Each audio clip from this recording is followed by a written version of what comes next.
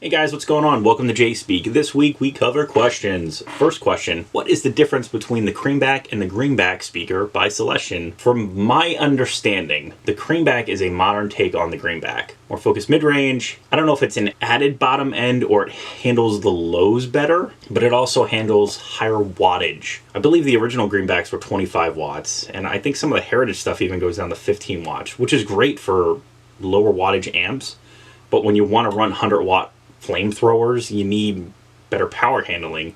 So in walks the Creamback, and the Creamback, well, at least the M is 65 watts and the H is 75 watts. Great speakers, and actually I just did another comparison with those speakers. I did one a while ago, but I just did it with the Freeman 112s.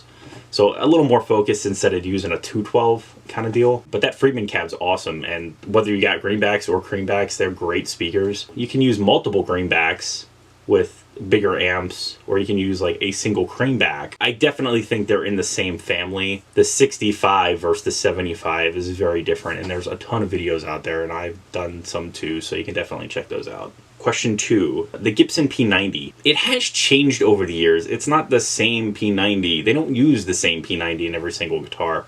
I did a demo a while ago where I took 3 different Gibsons and ran P90s as like a comparison with a DC, an SG, and a Les Paul. And something about the wax potting and the magnets are different across the board. So they're not the same pickup, even though they're P90s, they're different versions of a P90. They are not the same P90, and they do sound different. Not necessarily good or bad, but different sounding. And it's not only the guitar, again, it is the pickup. The pickup is different. Be aware of that. You know, pickup manufacturers or guitar manufacturers do change things over time, and although I don't know that anything really is due to material to build, etc. Question 3, the Gibson SG bass against my Squier bass, when I did a comparison with it, did I notice a difference in feel with the neck and scale and everything else? Yes, absolutely. As soon as you sit down with them or have them hanging on your body, they feel totally different. The SG, I think, not only does it hang differently when you stand, but it sits totally different, and it's very reminiscent of how an SG sits on your body or hangs on your body. Notice the scale almost immediately, and I notice the scale on most guitars immediately as soon as you start playing them, but the necks feel totally different. I mean, it's a totally different bass. It's a totally different bass.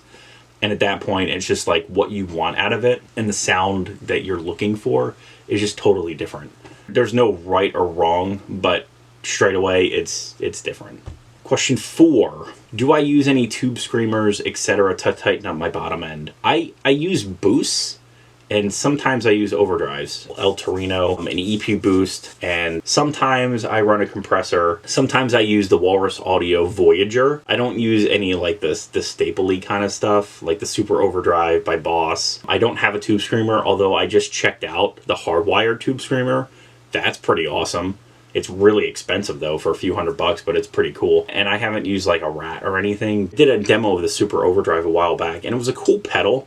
And I think I demoed it or messed with my dual rack, and it sounded pretty cool. I don't really use pedals in that way. I'm much more of a delay modulation guy when it comes to pedals, and that's what I use pedals for. I rarely use dirt stuff, but I do have a couple mainstays that I will to like push the sound, but I'm usually using it on the gain channel to act like another channel, or using it on the clean channel to overdrive the clean channel to have, again, another channel. I'm not using it to tighten up any of the distortion sounds.